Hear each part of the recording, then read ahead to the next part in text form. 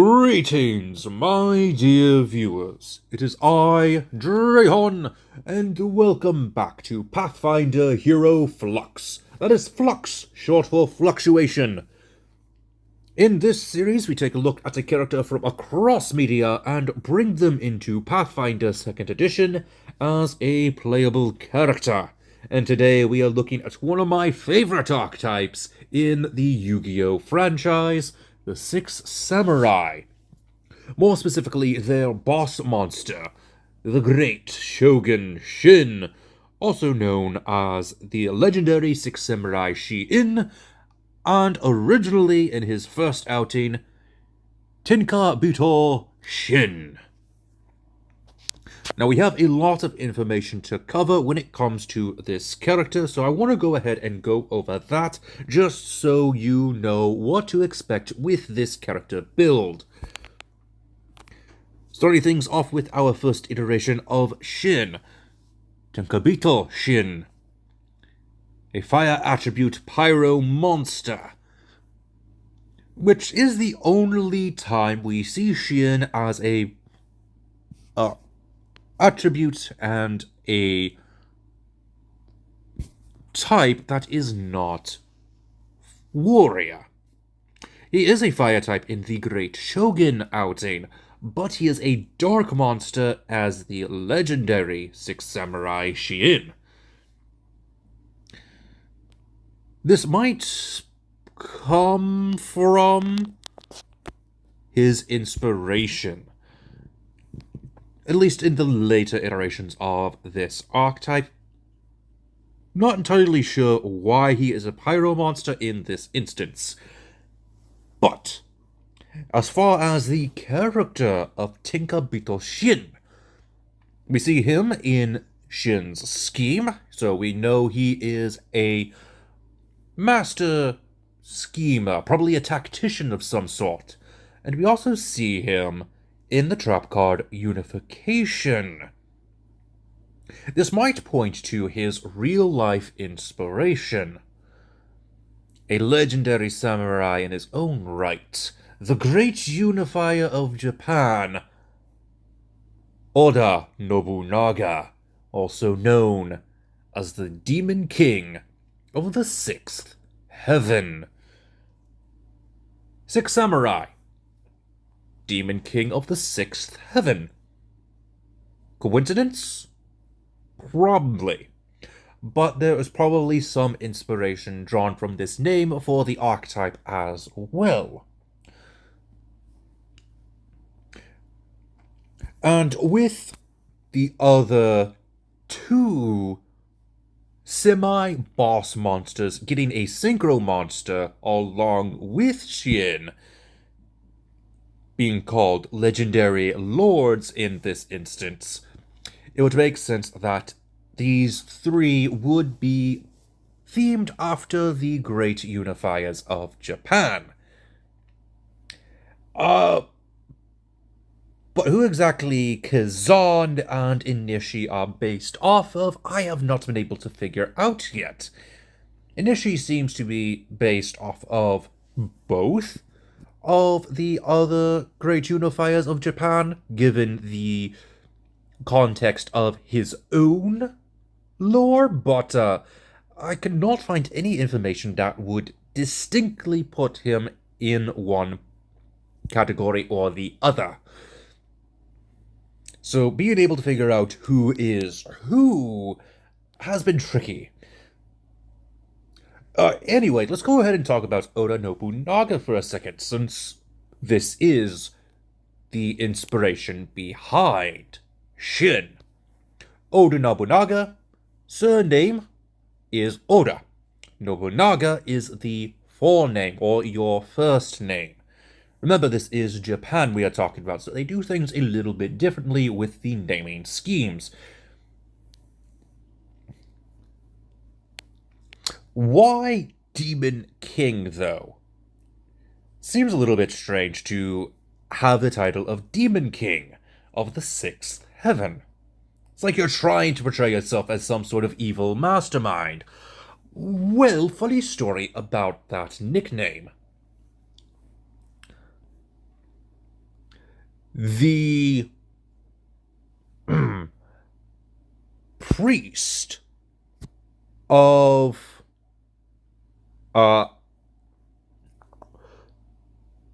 the Shogun? Let me just go ahead and read this article word for word. Oda Nobunaga had gotten a letter by Louis Freud states that in response to a letter that Takeda Shingen, our character here on the right, had signed his name as Tendai no Zasu Shaman Shingen. In English, this would translate to the head priest of the Tendai sect monk Shingen. Nobunaga signed his response as Dairokuten no Mao Nobunaga. Nobunaga, the demon king of the sixth heaven. Takadi basically said that he was the Buddhist high priest. So Nobunaga, being a little cheeky and not really respecting Buddhism in this time, decided to call himself the devil. That's very cheeky. So Nobunaga clearly didn't like Buddhism, and this probably is represented in the sort of rival archetype to the Six Samurai, the ninja, who are somewhat of the Buddhist representation. But yeah, Shien does not have a good relationship with the ninja archetype. Now, this could also be because Oda Nobunaga had plenty of assassins trying to kill him, so this is being represented in these artworks of the ninja trying to kill Shien. But it could also be a reference to the IRL rivalry between Oda Nobunaga and Buddhism in its entirety. I mean, Oda Nobunaga hated Buddhism so much that he supported Christianity when it started coming over into Japan.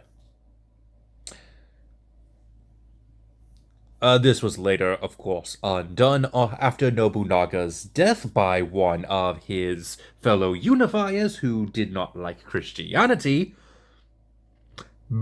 but it's still funny nonetheless. Now, there is one card that I have not mentioned at the beginning of this video, and that is the Shadow of the Six Samurai Shien. That is because Shadow Shien is not Tenkabito Shien. As you can see, Shadow has red hair while Shien has black hair.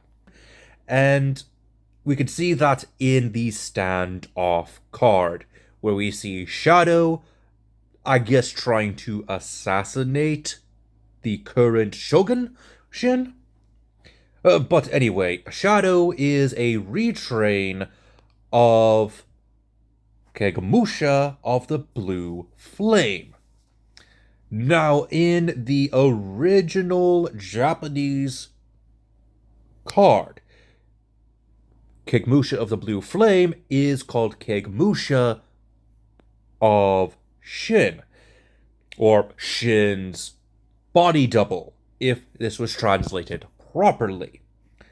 See, Kagemusha of the Blue Flame got called the Blue Flame since Shien means blue flame. So Kagemusha got over-translated, we should say. Now, there is a theory that Shadow Shien is the brother of Shinai. As we can see in the artwork for Shinai, he has the same necklace as Shadow and has the same hair color. Now, legendary 6 Samurai Shinai is later killed and comes back as a spirit. So this is probably why Shadow is trying to kill Shogun Shien, because Shadow might blame Shien for his brother's death. That certainly seems to be the theory on the different artwork of Shadow Shien versus the Great Shogun Shien. But enough of speculation. How about we go ahead and get right into the build now that we have all the information that we need. Starting things off with our stats. Our strength, dexterity, intelligence, and charisma are going to be our main focuses, increasing them to a 12. We're not told exactly what Ancestry Shien is, but since we are talking about Oda Nobunaga, a real-life human, we are indeed going to go with the ancestry of human. And we're going with the heritage of versatile human. This will increase our intelligence and wisdom each by 2, giving us starting hit points of 8, a size of medium, 25-foot speed, languages of common, and 1 plus our intelligence modifier. And since we are a versatile human, we are going to be getting access to a feat, and I decided to go with Ride, alongside the Ancestry feat of Unconventional Weaponry, giving us proficiency in the katana, the standard weapon that we see in most fiction for a samurai to wield. Now, I decided to go with the feat of Ride, mostly because Tenkabito, Shien is indeed riding a horse, and this is actually the standard for samurai. Horse riding is the norm for samurai. In fact, not even the katana was normal for samurai to use unless they were not riding on horseback. When they are in their normal environment, fighting on horseback, a samurai is going to be wielding more of a polearm weapon, or a sword with a longer blade. So yeah, that's why we are going to be seeing a couple of feats that are going off of this horseback, a mounted fighting style. Next is the background, since we are going off of the trap card unification and the original theme of being inspired by one of the great unifiers, Oda Nobunaga. We'll go with the background of Unifier, giving us a +2 to our strength and a +2 to our intelligence. We will be trained in the skills of intimidation and politics law, with a free feat and quick coercion. This works perfectly for someone like Shien, who is indeed themed after Oda Nobunaga, a unifier more in his words than in his fighting, though that's not to say that Oda Nobunaga knew his way around the battlefield. He surely did. I mean, he is a warlord, after all. Next is our class, and I decided to go with another playtest class, which is going to be getting its core release here soon, though since it is not out yet, we are only going to be using the abilities that we have from the playtest material of Battle Cry, and this class is the Commander, which makes sense. He is a general. He is commanding an army, and in his 6 samurai counterpart, Shien, who we are building today, he is the leader of the 6 samurai. He is commanding them to fight for him. This will give us a +2 to our intelligence, additional hit points equal to 8 plus our constitution modifier. We get access to the ability Commander's Banner, tactics, drilled reactions. We are experts in perception, we are trained in fortitude saving throws, and we are experts in reflex and will saving throws. For our skills, we will be trained in society, warfare, law, acrobatics, athletics, crafting, diplomacy, nature, and religion. Are also trained in simple, martial, and unarmed attacks, and also in all forms of armor and unarmored defense.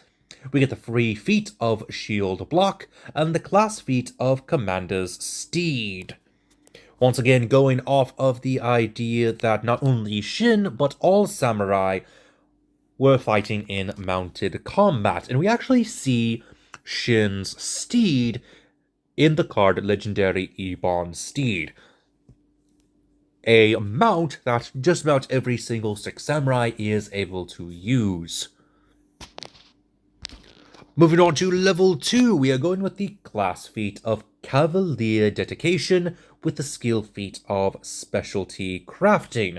Specialty Crafting is to go off of the idea that a samurai is not only proficient in the blade, but also in calligraphy. The pen can be mightier than the sword when dealing with politics, but when you need to actually fight, you need to be trained in the blade. This is something that has been mentioned by Japanese expert Gaijin Goomba when talking about samurai. A samurai would need to be trained in the pen as well as in the sword, just in case they need to fight off of the battlefield or prevent a battle. Moving on to level 3 Commander, and we are going with the expert skill of Warfare Lore and the feat of Incredible Initiative. And since we are indeed a Commander, we get access to Warfare Expertise. At level 4, we are going with the Cavalier Dedication feat of Cavalier's Charge, with the skill feat of Steady Balance. We need to be able to stay not only on our feet, but on our mount. If we are knocked off of our horse during a mounted combat, we are going to be at a dire disadvantage. Moving on to level 5, Commander, go ahead and increase your Dexterity, Constitution, and Wisdom each by 2, while increasing your Intelligence by 1. We are now experts in Acrobatics. We're going with the Ancestry feat of Natural Ambition, giving us access to a level 1 class feat of Armored Regiment Training. We'll also get access to Military Expertise just for being a level 5 Commander. Thanks to Armor Regiment Training, we are trained for grueling marches in 4 battle kit. You treat heavy armor as being 1 bulk lighter than it actually is. For example, you will treat a suit a full plate with a bulk of 3 instead of 4. And you can rest normally while wearing armor of any type. In exploration mode, you and your allies use your normal speeds without including your armor's speed penalties to determine your travel speed. Honestly, that is very useful, especially when you are in a traveling warband, going from one location to another to confront your rivals. Moving on to level 6, we are going with the class feat of Defensive Swap and the skill feat of Express Rider. I decided to go with Defensive Swap since it mimics a ability seen in the original Six Samurai archetype, where they themselves will either stand in front of a strike meant for one of their comrades, or one of their comrades is put in front of them when they are attacked. So it would make perfect sense to have this character have this sort of ability as well, especially since the great Shogun Shien has something similar in his ability. Moving on to level 7 Commander, we are now experts in politics lore. We're going with the feat of Pet, and picking the Climber variant. This is to reference the two monkeys that are under Shien's command, like Shien's foot soldier. It so happens that a monkey is, of course, a tiny-sized creature fitting in with the requirements of the pet feat. We also get access to Expert Tactician and Weapon Specialization at this level. Moving on to level 8, we get the class feat of Reactive Strike and the skill feat of Battle Planner. Moving on to level 9, we are experts in crafting. We're going with the Ancestry feat of Haughty Obstinacy, and we are getting access to Fortitude Expert. Level 10 Commander, go ahead and increase your Constitution, Wisdom, and Charisma each by 2, and rounding off your Intelligence to a 20 by increasing it by 1 point. We are trained in the skill of Deception this time, since we did increase our Intelligence modifier by 1 total. And we get the class feat of Trampling Charge and the skill feat of Assurance, which we are going to use for crafting. Moving on to level 11, we are experts in Diplomacy. We're going to grab the feat of Pick Up the Pace. Go ahead and grab Armor Expertise and Commanding Will. At level 12, Commander, go ahead and grab the Dedication feat of Wizard Dedication.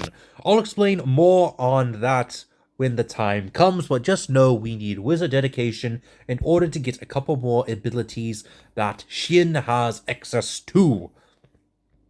For our Arcane School, go ahead and go for Battle Magic, since we are a warlord fighting against rivaling nations and groups.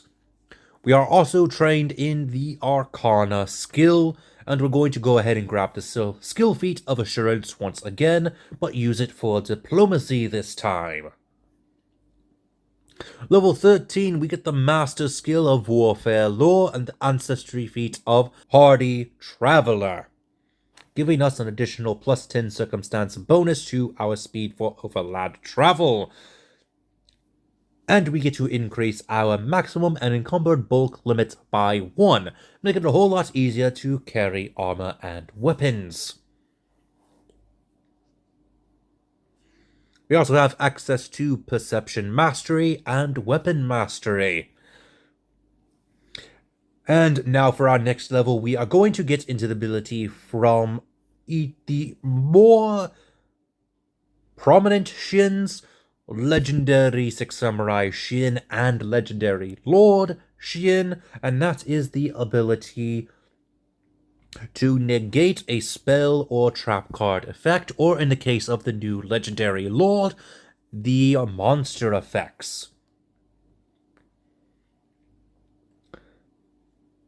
And the only way to do that is with the class feat Basic Arcana, giving us access to the Wizard class feat of Counterspell.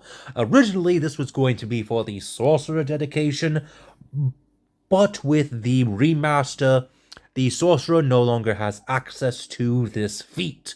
We can only get it with the Wizard archetype. We're also going to get access to the skill feat of Quick Jump. Now, before we continue, I do want to point out a difference that Counterspell has in the context of Pathfinder 2nd Edition than Dungeons & Dragons 5th Edition. With Dungeons & Dragons 5th Edition, you can counterspell just about any spell, so long as it's of Counterspell's level or lower. But with Pathfinder 2nd Edition, you need to have access to the spell that you wish to counter. If you do not have the spell prepared, you cannot counter said spell. This is actually a very interesting limitation on counterspell. Normally, I would have a spell list recommendation for you, but because of this feat, there aren't too many spells that we will have available to us, and I do not want to put any spell recommendations up because I do not know the normal spells that are used by your dungeon master. So for that reason, there's not going to be a recommendation list for spells other than maybe element or counter, or other abilities that could replicate Shien's abilities. But anyway, moving on to level 15, go ahead and increase your dexterity, wisdom, and charisma each by 2, while increasing your intelligence by 1. We are now experts in Arcana. We're going to grab the feat of Caravan Leader. We have access to Battlefield Intuition, Weapon Specialization, and Master Tactician. Moving on to level 16, go ahead and grab the class feat of Basic Wizard Spellcasting so that you can get access to some great spells for your counterspell, as well as the skill feat of Assurance once again, but this time for Warfare Lore. Moving on to level 17, we are now Masters in Arcana. We're going to grab the Ancestry feat of Heroic Presence, mostly for the fact that we are leading an army. While some people amongst your ranks will think of you as a hero for unifying the nation, others might not. But what matters is that your people find you to be a hero. And will follow you anywhere. Mostly out of respect or out of commitment for their country or their village, but they are loyal to you. We also have access to Armor Mastery. Moving on to level 18, go ahead and grab the class feat of Expert Wizard Spellcasting and the skill feat of Group Coercion. Like I said before, sometimes the blade is not needed. All you need is your words to be able to get someone to either work for you or for them to stand down and surrender themselves to you and your leadership. At level 19, we are now experts in athletics. We'll go ahead and grab the feat of toughness and become legendary tacticians. And finally, at level 20, go ahead and increase your dexterity, constitution, and charisma each by 2, while increasing your intelligence by 1, giving you access to the trained skill of occultism, with the class feat of interactive interference, and the skill feat of lasting coercion.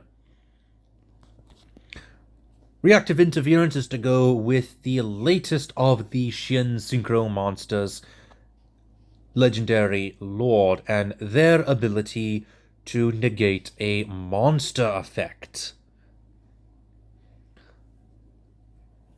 It doesn't exactly work like that, but it does help in stopping any opponents from attacking your friends, or even using something that you do not want them to use, like, say, a magic item.